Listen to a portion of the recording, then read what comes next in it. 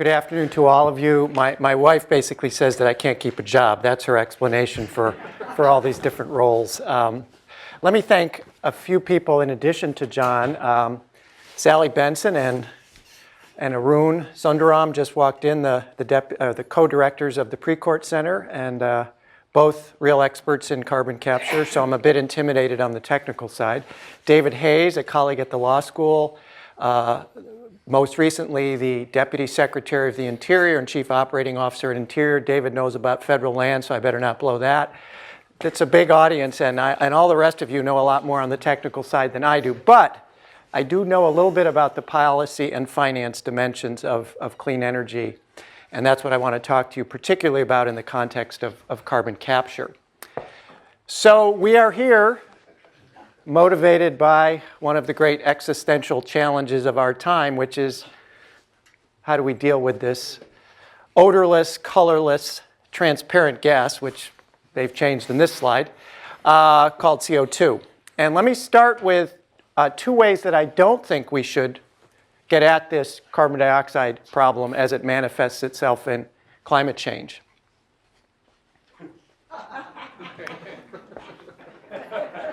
I love the New Yorker. They always cut right to the chase. Sorry, Harold, but I'm reducing our carbon footprint. And I also don't think this is the way we're going to do it, even at a great university like Stanford. Just hope for a miracle. Yeah. So let me put up what I think is the approach that we really do need to take, which is my favorite triangle when it comes to a sustainable energy future. We've got to make progress in three key areas: technology, policy, and finance. Whatever the challenge, whatever the technological response, we need to do great science and engineering. But if we don't back that up with smart policy and huge amounts of low-cost capital, we're not going to get to where we need to get. Much of what we're doing in the energy area is not the next app. It's a lot harder. It takes a lot longer. There's a lot more money involved. And this is what's motivated me working my way around this triangle. And when I teach courses that are listed both in the business school and the law school, I say to folks there, if you want to get involved in clean tech, get smart at policy, get smart in finance, and work with a smart technologist, if you pull all three of those things together, you're going to have the greatest chance of actually getting something to market and get it to scale and have it make a difference and maybe make some money. So that's the context in which I like to talk about all of this. So carbon capture, let's just start with a few of the basic numbers. I think many of you know this, but this is our emissions profile writ large across our economy, focus in particular on electricity and industry. Those are the two pieces of the carbon dioxide pie we're going to talk about today. I think you know on the electricity side, it's coal and it's gas, emissions, coal coming down, gas going up when it comes to our electricity supply. Who knows where those lines are going to go over the next couple of decades, but those are going to be the big two sources of carbon dioxide in the electricity sector. China, obviously, a big contributor. This was a 2014 chart. Obviously, in going to Paris, the Chinese have now committed to level off their emissions by 2030. But still, growth there, massive emissions, and obviously something that we've got to get at.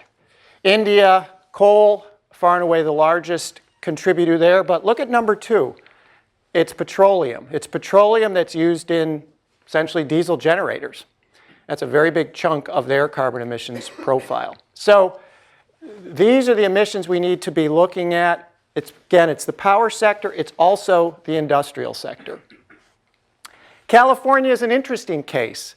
I said to myself, what are the biggest individual emitters of carbon dioxide in the state of California?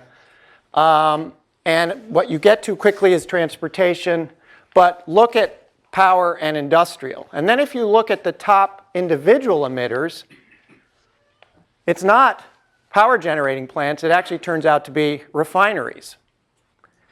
We've done a good job in this state in cutting carbon emissions, the move from coal to gas, the move to renewables. What we've got left are some big, very big industrial emitters. So industry and electricity, that's where these carbon emissions are coming from that we're going to ask CCS to deal with. Carbon capture and sequestration is a key climate change strategy. You ask the IPCC, you ask the International Energy Agency, all the big reviews that have been done to date on how we're going to get at this problem. This is the pie chart you see. We've got to make great progress in improving efficiency in our energy system. We've got to accelerate the deployment of renewables. Nuclear has a role to play. That was a recent talk in this seminar done by John Deutsch. End-use fuel switching and CCS. CCS is a piece. If we're going to have any chance of staying within that 2 degrees C trajectory, CCS has got to be a piece of this. On the other hand, it's been a real struggle. This was a headline last week on NPR here in California. Carbon capture flops in California despite millions in investment. I think this is too negative a view. I think we've actually made some pretty good progress, but we're definitely not there when it comes to full-scale, cost-effective deployment of CCS. And that's what I want to address in the next few minutes. So what are we talking about? We're talking about capturing carbon dioxide from power plants and industrial sources. Again, those two pieces of the pie. And we do that in 4 different ways: pre-combustion, post-combustion, oxy-fired combustion, and then getting at high concentration streams of CO2. We pump it deep beneath the surface of the earth, 1 kilometer or more. And we do that in 2 different places: saline aquifers and using it in enhanced oil recovery, putting it into old oil fields to enhance their production.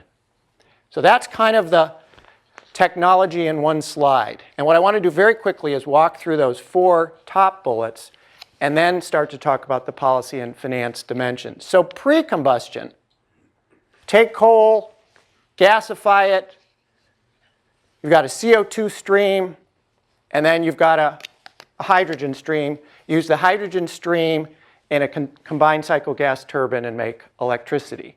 This was the major focus in the US up until recently. This was an approach in FutureGen, as it's been called in the federal government. The big plant is the Kemper project in Mississippi. It has run into real problems, big cost overruns. It'll get done, it should operate, but it has not been the real approach that I think going forward we're going to be focused on. One of the reasons is when we started down this road, what we thought we were doing was gasifying coal and competing with natural gas when natural gas was very high in price. When we had an era of $8, $10, $12 a thousand cubic feet gas. As most of you know, that era is gone, and we're looking at gas at $2 and $3 a thousand cubic feet. So starting with coal and gasifying it doesn't make that much sense in the way that it did 10, 20 years ago. Instead of pre-combustion, we're now looking at post-combustion. Pull the CO2 off the back end, for example, of a coal-fired power plant. Pull it out of an ethanol plant. That's post-combustion capture. So the Boundary Dam project in Saskatchewan, up and running as of 2014, pulling CO2 off of a large portion of a major coal-fired power plant in that province. A major project that NRG, the big independent power producer here in the United States, is building in Texas. One of 4 large units of a coal-fired power plant in Parrish, Texas. NRG has created a subsidiary called Petronova, which is building this project, and it'll be online this year. You can do post-combustion at an oil refinery. Remember that chart where I said in California, the largest proportion of individual facility CO2 emissions actually come from refineries, not from power plants. So we're going to have to begin to think about projects like this in places like California, as this project was built in Port Arthur, Texas, and is capturing post-combustion from a refinery. And then what I think is the most interesting, we're going to move to oxy-combustion. This was an announcement made in 2014 by Exelon, one of the big investor-owned utilities in the United States, that they are building a carbon capture project with a natural gas-fired power plant using oxy-combustion. That was a big step for a mainstream utility to announce we're not only looking at coal, we're now looking at natural gas when it comes to carbon capture. So that's post-combustion. Now let's turn to these high concentration CO2 streams. Wow, that's a lousy picture. This is after you've had the ethanol. Something like that. So, you know, when you make beer or when you make ethanol, that stuff that bubbles off the top is a pretty pure stream of CO2. And what we've begun to do in this country, Archer Daniels Midland is one of the first, is actually to capture this CO2. And at a project in Illinois, they've been doing that for the last couple of years and pumping it into a deep saline aquifer. Very pure stream. The chemistry is less complicated when you pull this off, and it's a pretty big source. And if you start to look at ethanol production in the US, it's not insignificant as a CO2 source, and as I say, very easy to get at. And then internationally, there's a number of projects. I'm not going to sit here and tell you that there are scores and scores of them, but there are a decent number of projects being built and operating around the world focused on both these industrial and electricity generating systems. So carbon capture is moving along, not only in the US, but in other parts of the world and other countries. All right, so you've captured it. What do you do with it now? Well, one thing you can do is pump it deep into a saline aquifer. That is what they're doing in the Archer Daniels Midland plant in Illinois. But where the better economics today come from is using this CO2 to revive old oil fields in what's called enhanced oil recovery, or EOR. You take that CO2 that you've captured and you pump it into an old oil field and you use it to revive the field in simple terms. And I was surprised to learn a couple of years ago as I began to get interested in this, that it's roughly 5% of US oil has been produced using enhanced oil recovery. But the interesting thing is that the CO2 that we've been using is not man-made CO2 pulled off of a power plant. It's actually naturally occurring CO2 in big domes of CO2 in places like New Mexico and Colorado that gets pumped down to places like Texas in big lines and is used in old oil fields. But curious, equally curious, we are quote unquote running out of this natural CO2. Little did I know. We even had the big quantities in natural quantities, and now we're running out of it, so it's a good thing to go be looking at these man-made sources in power plants, and that's in fact what we're doing. So people far smarter than I am technically have said, we can put this stuff in underground, we can push this old oil field out, old oil out of these older oil fields, and stuff is basically going to stay there for a long period of time. That's the layman's take on enhanced oil recovery, and I think things have worked pretty well in that context. And as a result, we've reduced our need to go into new oil fields by pulling oil fields out of these older depleted ones. So there are some environmental upsides to that. And I was also surprised to learn there are a few thousand miles of CO2 pipelines, particularly running around the Southwest, including Texas. Now, CO2 in this context has real value, and it's typically priced as a percentage of oil, with 1 ton of CO2 priced at approximately 30% of the current oil price for a barrel. So if oil is at $100 a barrel, CO2 costs 30 to 40. Obviously, as oil is $30 a barrel, CO2 is a lot less, and we'll see the consequence of that in 1 second. I was also surprised to learn just how much oil we've got in these existing fields in the United States and the potential to drive more of it out and, again, not have to go drill in new places. So a place like the Permian Basin, 20.8 billion barrels technically recoverable with CO2. Total US oil consumption is roughly 7 billion barrels a year, something on that order. So, 2.5 to 3 years worth of US oil consumption technically recoverable from this field. And you can look at the range there. So this is not insignificant.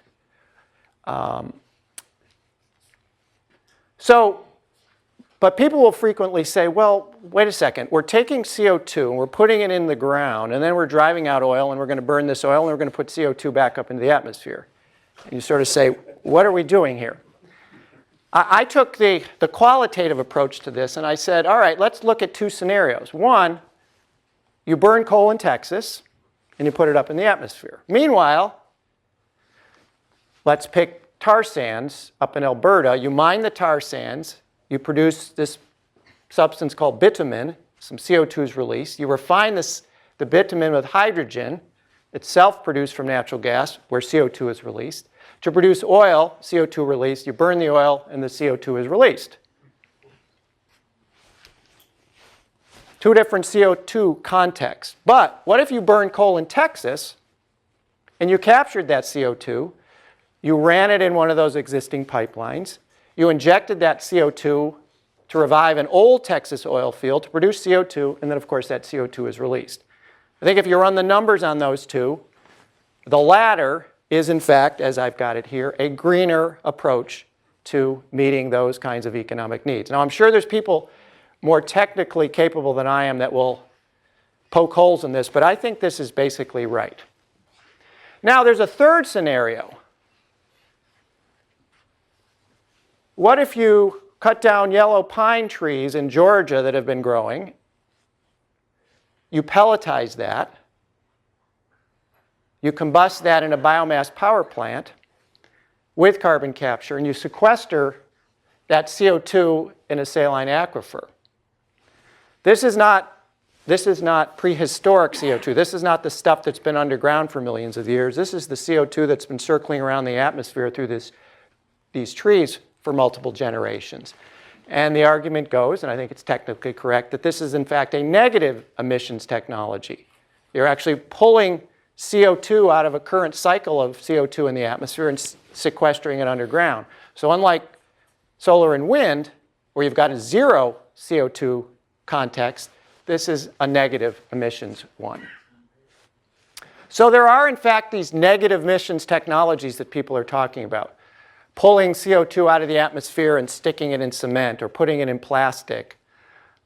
This is bioenergy, this biomass. There's a variety of things that are beginning to be added to these other contexts, putting it in a saline aquifer or using it for enhanced oil recovery. But these have a long way to go. All right, so let's get into the other aspect, but what about cost?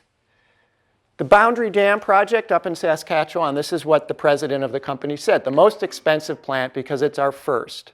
Our next one will be 30% cheaper, and we'll be going down the cost curve from there. That's the argument about how we're going to come down the cost curve for these technologies. Yesterday in Colorado, a group of us were there at a conference that the Precourt Institute here at Stanford has organized, and probably the leading CCS expert in the US federal government, Julio Friedman, said the following: this is not about cost, it's about finance when it comes to CCS. I actually think it's about both, but finance is really quite critical to progress that we need to make in CCS. From a finance standpoint, the smartest way to get at this would be to impose, I think, an economy-wide carbon tax. I don't think that's happening anytime soon, so this takes us to CCS financing and policy tools, and this is what I want to conclude with. There's a whole set of mechanisms, policy and finance mechanisms, that can really, I think, help drive CCS down the cost curve and help scale up its deployment in the US and with that internationally. Grants, tax credits, loan guarantees, master limited partnerships, private activity bonds, and on from there. And we're going to cover the first 5. Grants. The Department of Energy has been making major grants in the CCS context for a number of years.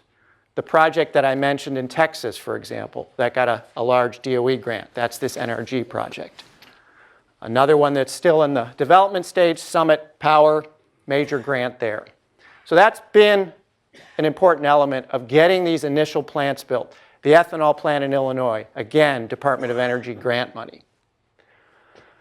Then there are these tax credits, and this is a complicated world of federal tax credits, but let me walk you through them very quickly. There's something called the 48A tax credit. This is, again, the Texas project, not the one being built, but a one that's being developed, not yet under construction in Texas. The 48A tax credit is an incentive on the capture end, not the sequestration end.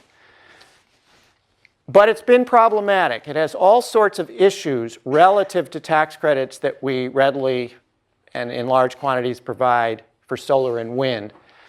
You've got to apply for the credits. They're not available automatically. The amount is limited. They're tough to use. If you don't use them correctly or in time, there's something called a clawback. The IRS can pull them back, and then you're in real trouble. So the 48A tax credit has all sorts of problems. There are a variety of proposals to fix it. A few are being used, but it's not a great way to be incentivizing carbon capture. There's the 45Q tax credit. What are all these weird numbers? These are sections of the Internal Revenue Code. IR, Internal Revenue Code 45, Internal Revenue Code Section 48. This is one for storage. This is one for sequestration. It's basically a per ton credit for the CO2 that you put in secure geologic storage. But it has a set of problems. And there's now legislation that's about to be introduced that will deal with them. There's a cap on the number of credits you can use. The dollars per ton are really too low to stimulate what we need to do. You can't really transfer them very well to the people ultimately putting the carbon dioxide in the ground. And often the thresholds for their use are too high. And if this bill is introduced soon, and if it's ultimately adopted, it would bring those thresholds down. Loan guarantees. I think many of you heard of those. There's $8 billion currently available in the Department of Energy loan guarantee program for carbon capture. And that process is beginning to offer those loan guarantees. You've probably heard of loan guarantees with what we call the S word, Solyndra.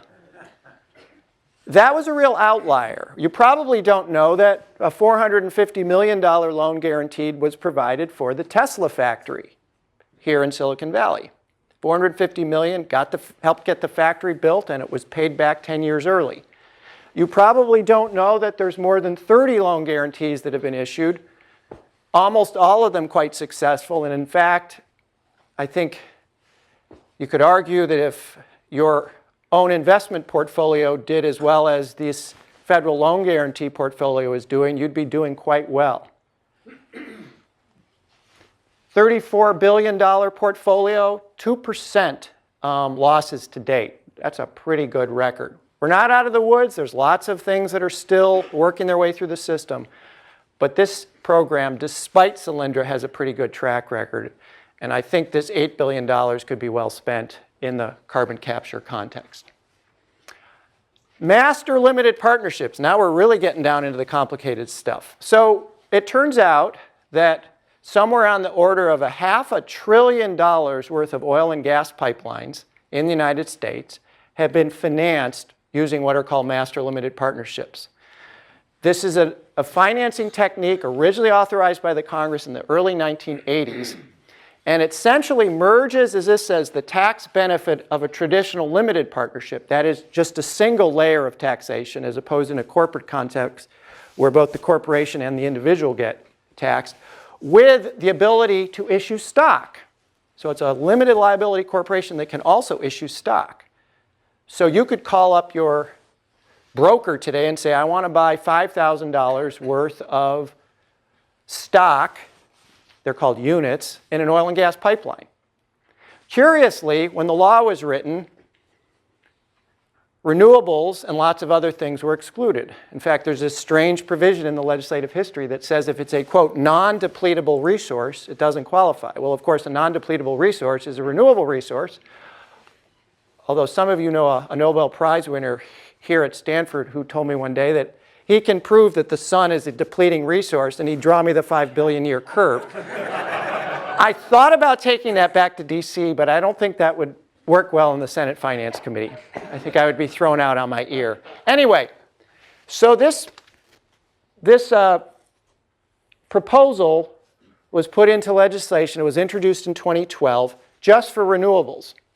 It was expanded in 2013 to extend to all sorts of other things, including carbon capture. It has very strong bipartisan support in both the House and the Senate. In the House, it ranges from a liberal Democrat from Vermont to a very conservative Republican from the oil patch in Texas. So it's very strong support for this.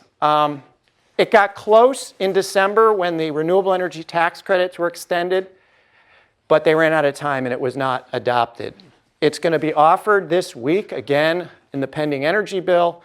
So I think one of these days that the MLP Parity Act, which would expand the authorization of the original MLP law to all these other things, including CCS, I think one of these days it will be adopted.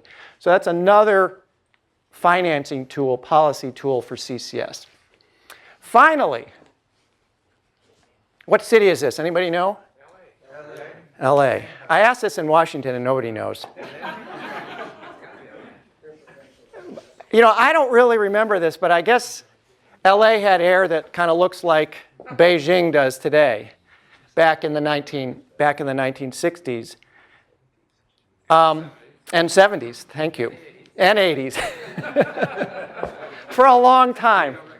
What I didn't realize was how the air in LA and lots of other cities, how we actually financed the cleanup of that air using what then were pretty exotic technologies like electrostatic precipitators and flue gas desulfurization. I hadn't realized what was used were another arcane financing tool called private activity bonds. Private activity bonds. What is a private activity bond? It's a bond issued by or on behalf of a local or state government, like lots of bonds are, like for a public sewage treatment plant, but for a private user. Usually when you issue bonds, it's for a big public facility like a sewage treatment plant or a new water treatment plant, but this would be for private users. And the idea is you attract private investments that have a public benefit. So lots of power plants burning a lot of dirty stuff in LA in the 70s and 80s. And the thought was, we need to help them clean up. Let's use these private activity bonds, even though they're private facilities, because we're going to be fulfilling a public purpose, which is obviously cleaning the air. So it reduces the cost of financing because it's exempted from federal tax. That's a big deal. And you pay it back over a longer period of time than you might typically. So lower interest rate, longer tenor, as we say. But strangely, or not so strangely, in 1986, this authority for clean air using private activity bonds was eliminated from the tax code. We were sitting around one day here at Stanford, a group of people, one of whom was trying to develop that other carbon capture project in Texas that I've mentioned a few times, and he was bemoaning his fate. He said, you know, it's been so hard to finance this facility. I've been struggling. He said, we finally gave up on US financing. We went to China, but the Chinese financing has been problematic because they want us to use their construction firm, and he was just about to throw his hands up. And someone sitting in the meeting said, well, what about private activity bonds? I didn't even know what a private activity bond was. And we said, well, that's interesting. So we began to look at it, and we said, well, that's interesting. Maybe we ought to think about that. Maybe we ought to take that idea back to Washington. But come to find out that other carbon capture project in Texas was already using a private activity bond. We said, how the heck does that work? The authority went away in 1986, but they're financing $140 million of this carbon capture project using a private activity bond. Well, it turns out, if you're in a federal disaster zone, all these financing tools that you don't normally have access to, the federal government says, by the way, they're open. Come talk to us. And that's, in fact, what these smart people at NRG did. they said, ooh, maybe we could use a private activity bond because we're in a disaster zone. Now, my friend trying to develop the other Texas project, he was just outside the Hurricane Ike zone, so he didn't have access to it. And we said, this is a strange way to make public policy. You got to wait for a hurricane or a flood, and you got to have the president designate an emergency. Maybe we got to make this more predictable and consistent and change the tax code. Discovered, as we dug deeper, there was another carbon capture project, and they were in another disaster zone, and this was a big one, $1.56 billion. So we went back to Washington and said, you know, this doesn't make a lot of public policy sense to be waiting for the next disaster to get access to this financing. So NRG, the developer of the project that will be operating this year, that used the private activity bond, said, well, we like this. We'd be happy to write to a member of the Senate Finance Committee, Rob Portman, and talk about how useful these are and encourage him and others to support some legislation to make this change. And this was from the Executive Vice President and General Counsel of NRG, the largest independent power company in the United States. So lo and behold, Senator Portman and Senator Bennett, Portman from Ohio and Bennett from Colorado, Portman a Republican, Bennett a Democrat, both on the Finance Committee, and Portman also on the Energy Committee, introduced this bill called the Carbon Capture Improvement Act of now 2015. This was an earlier version, kind of an inventive title for this bill.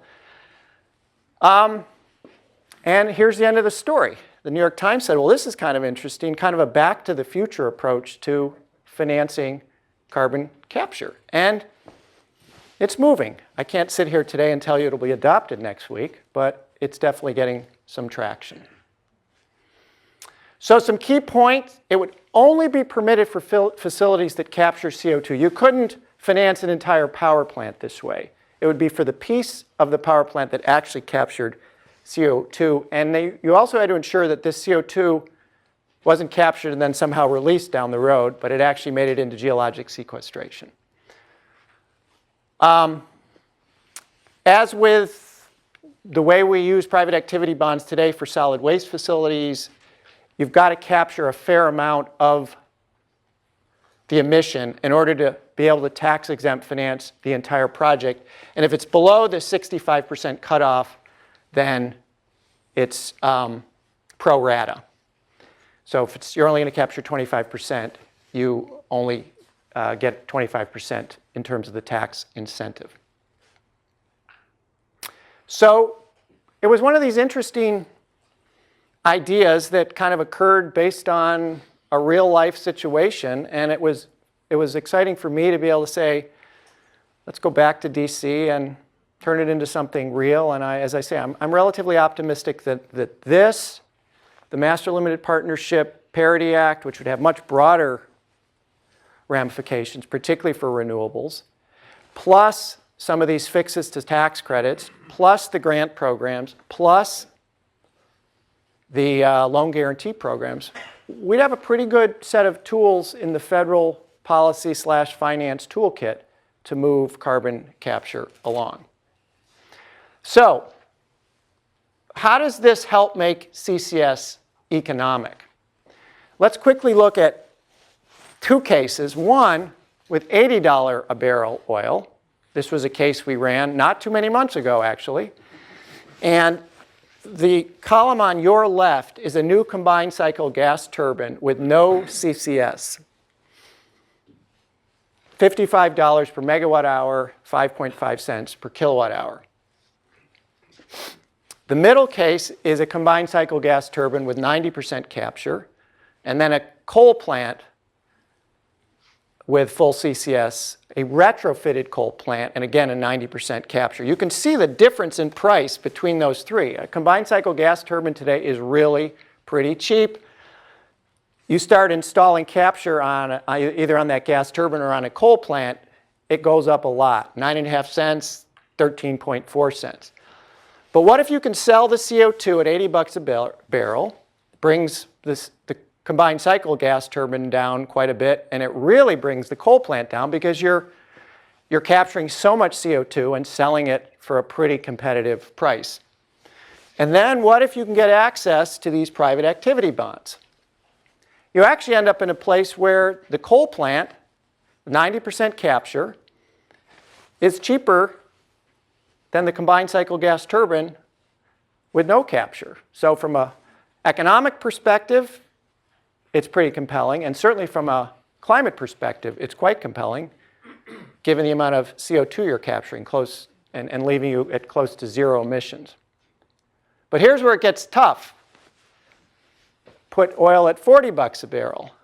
You can see you don't have the same kind of attractive situation. You still see some benefit, but the economics are a lot tougher with oil down there because CO2 and oil are linked, as I said, the way they're priced. And so it still helps, but it doesn't get you all the way there. That's where some of these other financing tools become important. That's where ultimately a price on carbon can be useful. The Clean Power Plan, the EPA's Clean Power Plan can help drive some of this. There's a whole set of other parts of the policy and finance spectrum that could continue to push this forward. So that's kind of that's the price story. So let me wrap up. What the heck is that picture? This was not a mistake. So in 1984, I went to China with a friend of mine, and we took an old collapsible kayak, and we got it in through customs. That was a little bit tricky. And our objective was to paddle in various rivers in China. And what I really wanted to do was get on the Yangtze and paddle there through the Great Gorges. I knew the dam was coming. The largest hydropower dam in the world, the largest generating station in the world at 24,000 megawatts. 24,000 megawatts. And I wanted to see the river before this went in. This is the guy in the front of that boat. Close friend of mine. A number of years earlier, we did a 6-month trip down the length of the Rio Grande. It had never been run in its entirety. And National Geographic gave us some money to go do it. He was not the best paddler on our trip. But he was definitely the best politician on the trip. And this is the same guy. And you know that boat? You see that boat? Yeah. There it is. So, happy to take your questions. Thank you very much.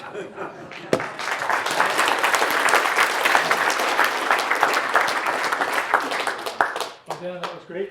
We start with questions from students. Student questions in the back, usually. And now, Kareem.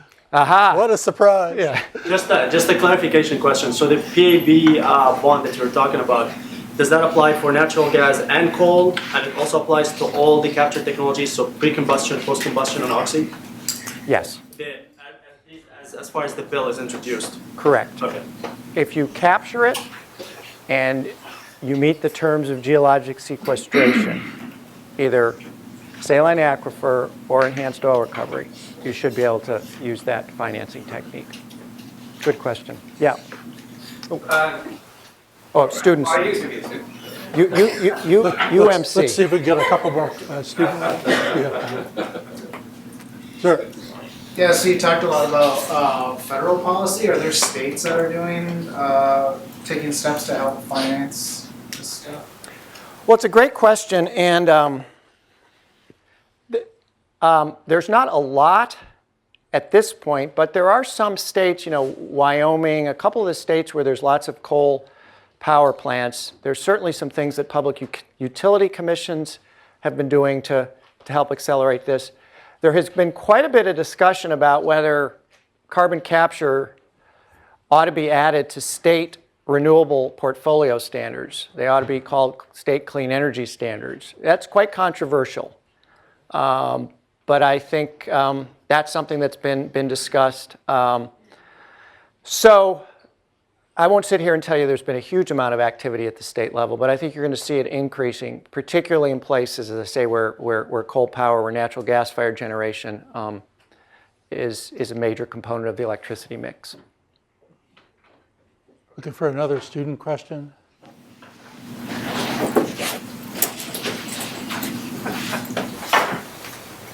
No more student questions? Okay, let's do that one and then Alex after that. How binding are the how watertight are the sequestration standards of making sure that the CO2 stays out of circulation for a long, long time? Great question. I'm not going to sit here and tell you that I am the expert on how that is managed, but you have to make a showing under some different federal regulations about what you're going to do in terms of geologic sequestration. Anybody know the answer to that? Sally probably does. What's that? Sorry.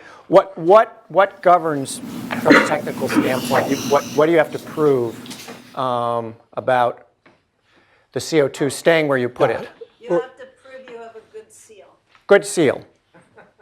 And there's a variety of EPA regulations that govern this. There's a whole set of things, but I'm not going to try to walk you through how those work at this point. There's an extensive set through the underground injection control program. There's a whole class 6 Right. regulations around these wells, including monitoring and verification. It's very elaborate. So it's the Safe Drinking Water has something called the underground injection provisions, UIC permits. There's something called Subpart RR. There's a whole set of things you've got to go through.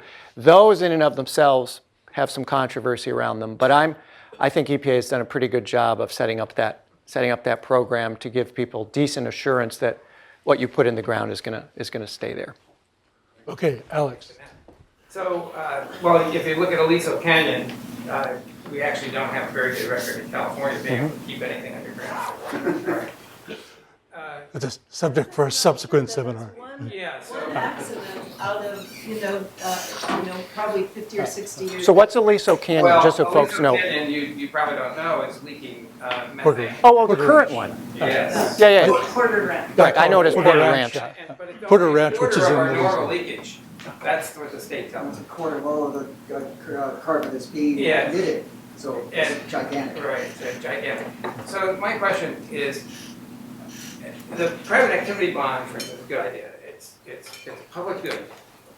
But what about all these other details? I mean, there's a lot of different policy and everything, and I know people like policy and Washington and everything. Makes them feel good, but the point is that energy coal plants produce a huge amount of very dangerous ash every year. Is that included in the requirement to sequester the result of their operation? Because we got 100 million tons that Duke Energy has that gets into rivers. So this doesn't cover coal ash, but as you know, EPA has extensive regulatory authority. There's a variety of federal programs, but I'm not going to sit here today to tell you that in any way that this has a lot to say about coal ash. There's no doubt that coal, gas, there's a whole set of issues with most of our energy technologies. And what I'm talking about today is not addressing that full range. Right, but that's part of the public good concept is you're trying to address something that's going to deal with a problem that this system creates. But if you're not dealing with all the problems that the system creates, you're playing a game. Right. There's a broader context in which every one of these energy technologies sits. And so that has to be taken into consideration as you think about extending the life of a coal plant or shutting it down, extending the life of a gas plant or requiring something new that goes on a gas plant when it gets built. What do you do with an ethanol plant?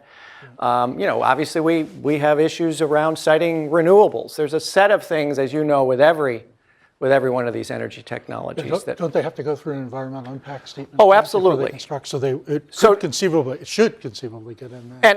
And to the extent that NEPA would be implicated, the National Environmental Policy Act, for example, in a grant for a carbon capture project, it may well be, and David Hayes would know this better than I, that you'd have to look at some of these related issues if in fact there's either a state or a federal environmental review that has to be done.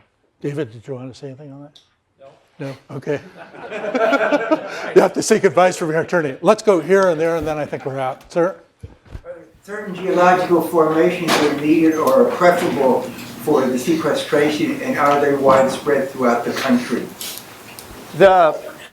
What I understand, the folks who I speak to at the Energy Department and elsewhere, Sally.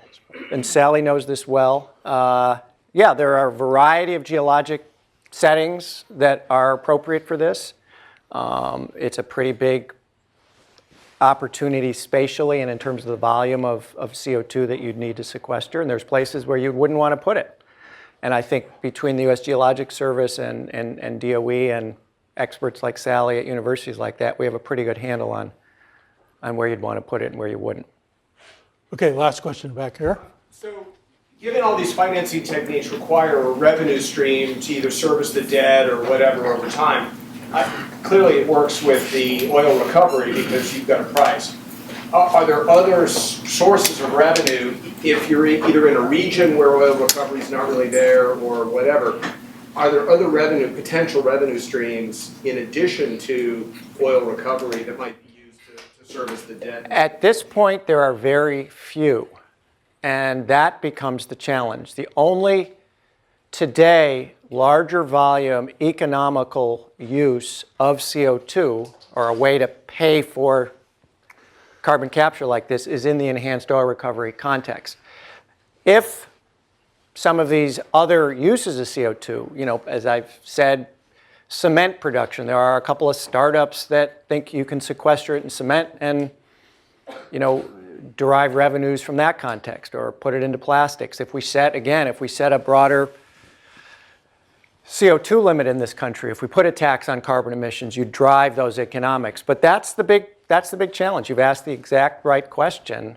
In the absence of something economic you can do with the CO2 today, other than enhanced oil recovery, in the absence of a real serious price on CO2, this is a technology that's got economic challenges. But in the case of many other energy technologies over the decades, that's where the federal government has stepped in to kind of bring these technologies down the cost curve, get them deployed, and ultimately get them to a point where they can better stand on their own.